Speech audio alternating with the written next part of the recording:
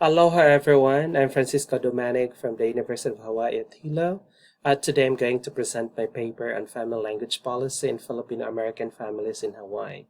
This study is just like a continuation of the study I conducted in Malaysia a few years back about language choice and family language policy in Filipino Malaysian families. I outline my presentation where I start with the direction of the study, background about family language policy, studies about the Philippines and Filipino migration, and the Filipinos in Hawaii. I will also talk about the communication accommodation theory, which is the theoretical framework that I use in this paper, the research methodology, the results, the conclusions, as well as the recommendations. This paper aims to examine the family language policy and its impact to language choice, language maintenance, and preservation of the heritage language of Filipino American families in Hawaii, and to analyze the language choice of speakers in the home domain or find out if there are other personal attributes that influence the co-creation of family language policy in multilingual families.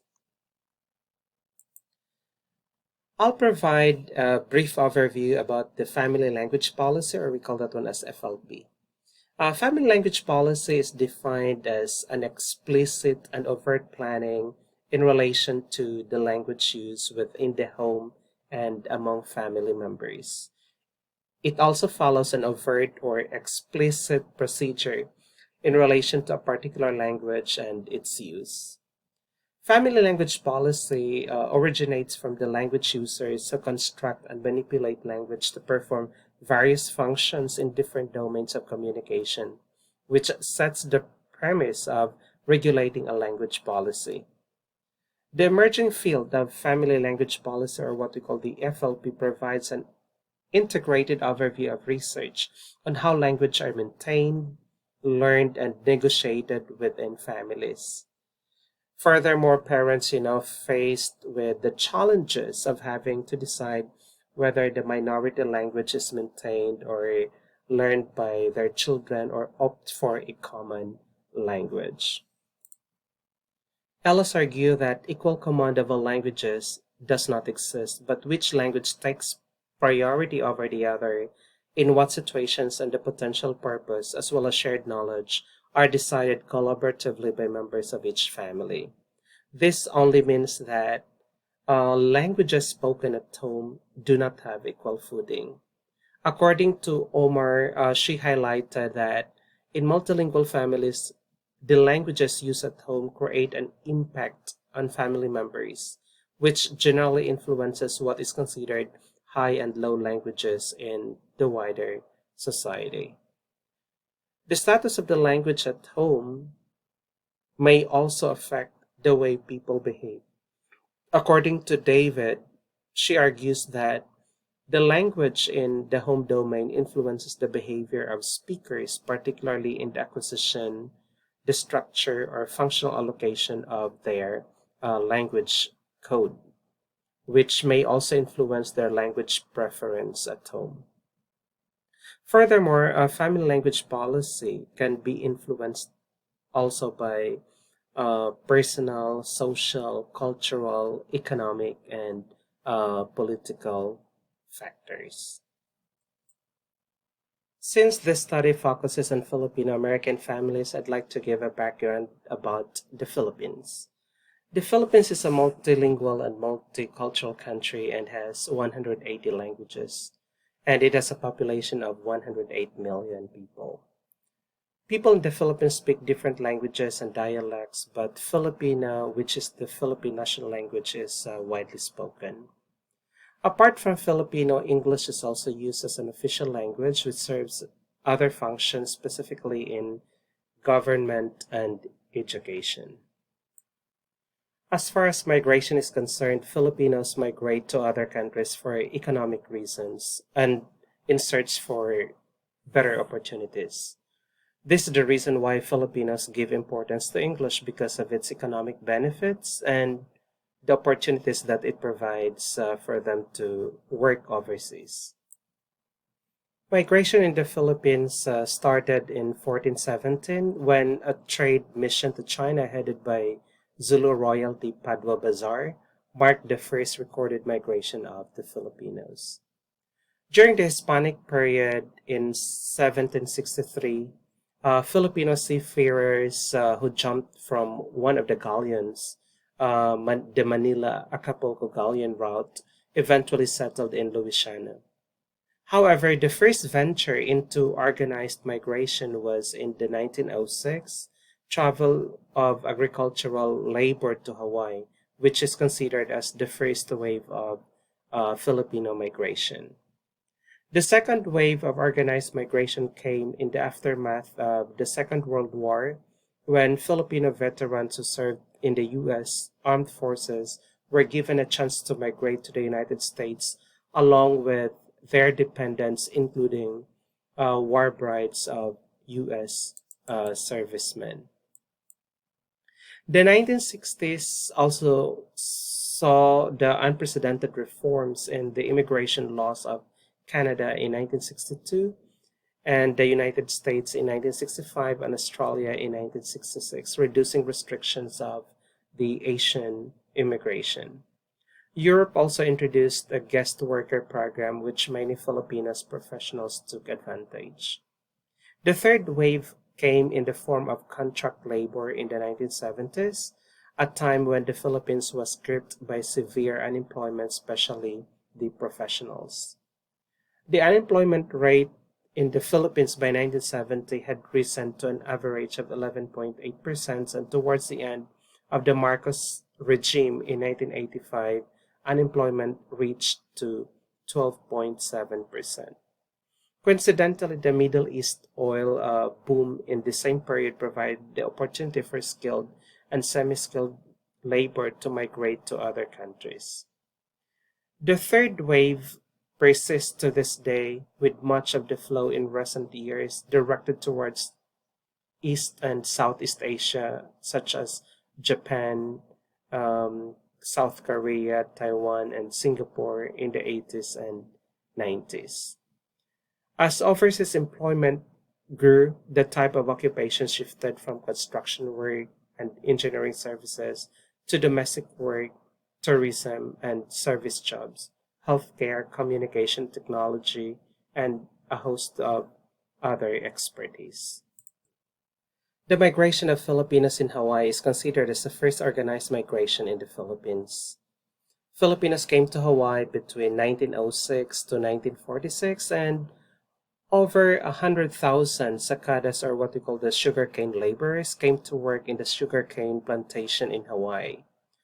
According to the Hawaii's Asian population, Filipinos are considered as the second largest ethnic group, consisting of 198,000, which is equivalent to 14.6% of the population, then followed by the Japanese Americans, then the Chinese Americans, and the Korean Americans.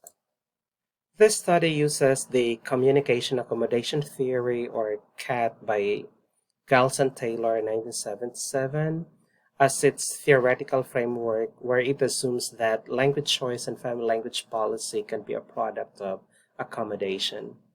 The concept of communication accommodation theory started from speech accommodation theory, or SAT, where it says that interlocutors subconsciously change their style of speech with the way the conversational partner speaks. In communication accommodation theory, speakers or users of the language may converge or diverge. Convergence happens when there is an attempt to build solidarity and conformance with other speakers. It can also be classified either an upward kind of convergence or a downward convergence. Upward convergence happens, or it occurs, when a speaker uses a higher linguistic proficiency to accommodate the other. On the other hand, downward convergence occurs, or it happens, when a speaker adjusts his or her linguistic choices to accommodate the less proficient interlocutor.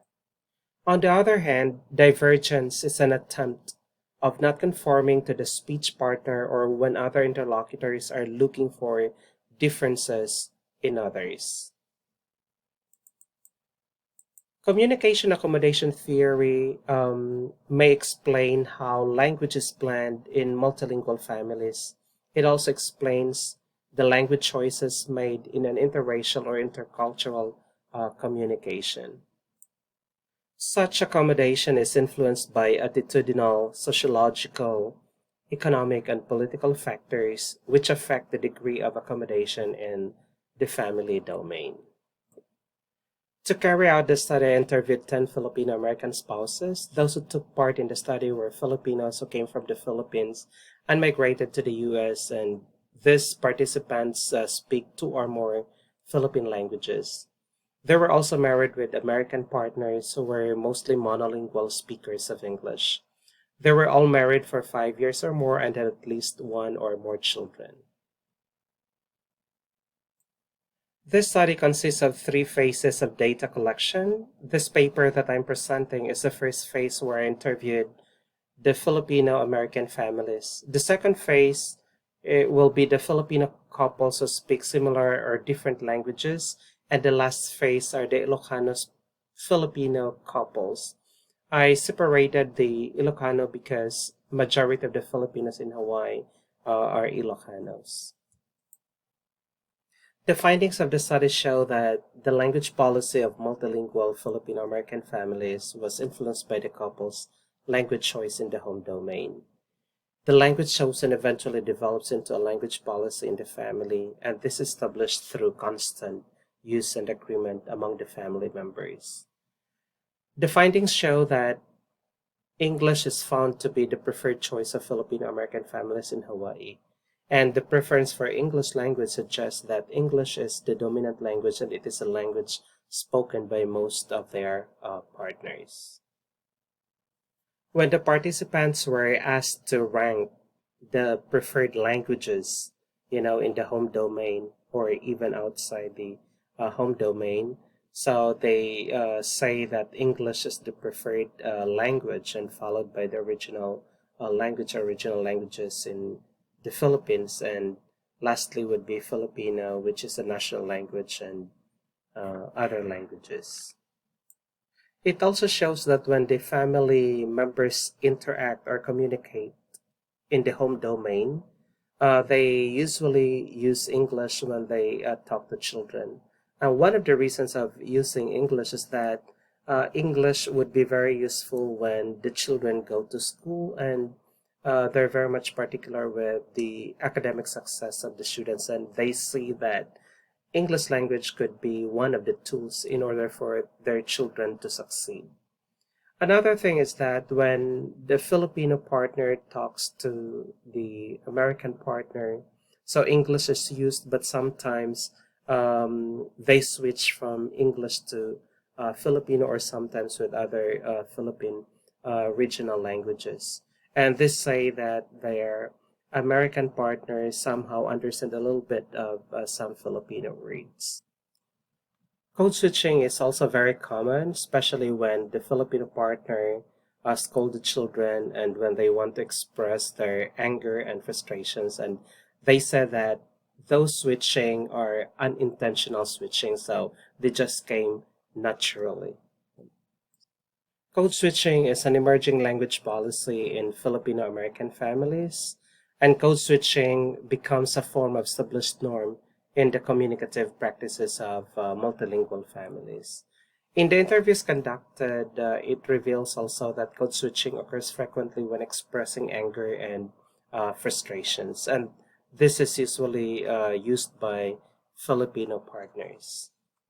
In the previous studies that I conducted, it shows that there are several reasons for high frequency of code switching, such as the difficulty of finding a suitable lexical item in one language to ensure that a message was clearly understood, the lack of proficiency in the dominant language, and the need to establish solidarity or to enrich the language vocabulary of the family members.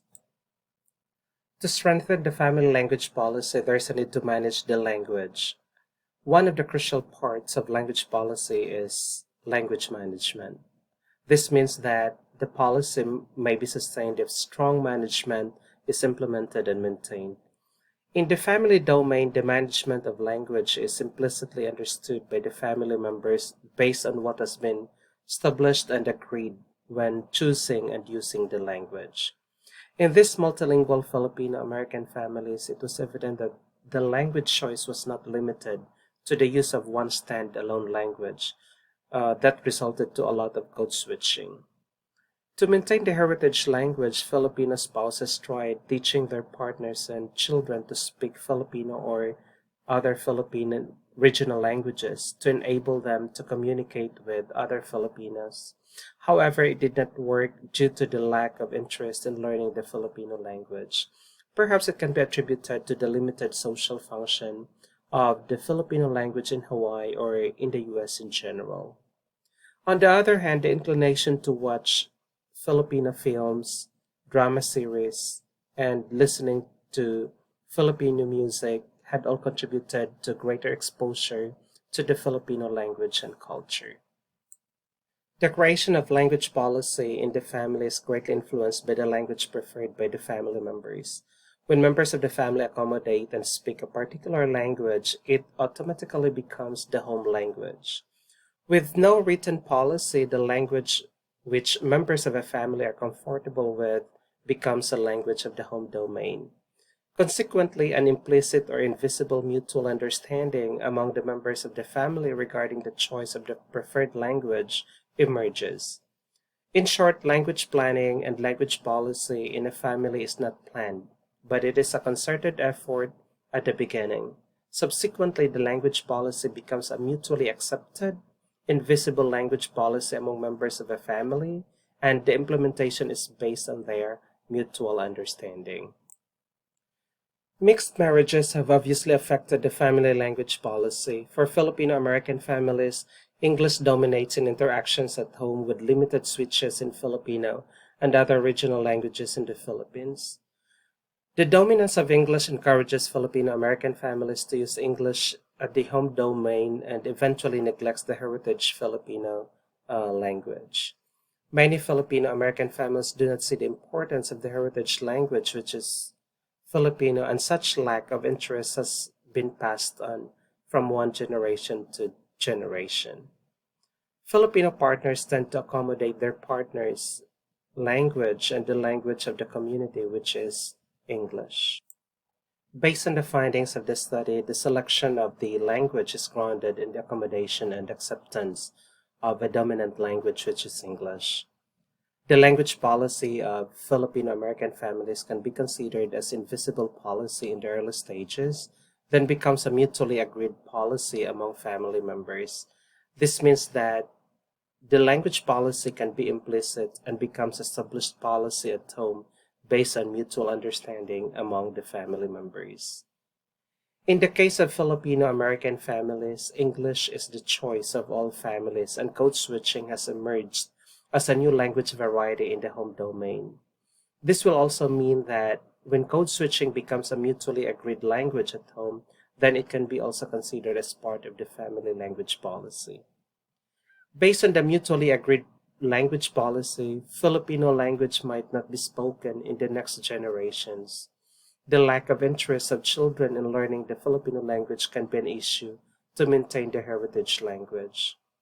It is suggested that more works must be done to Filipino American families in order to maintain the Filipino language and culture.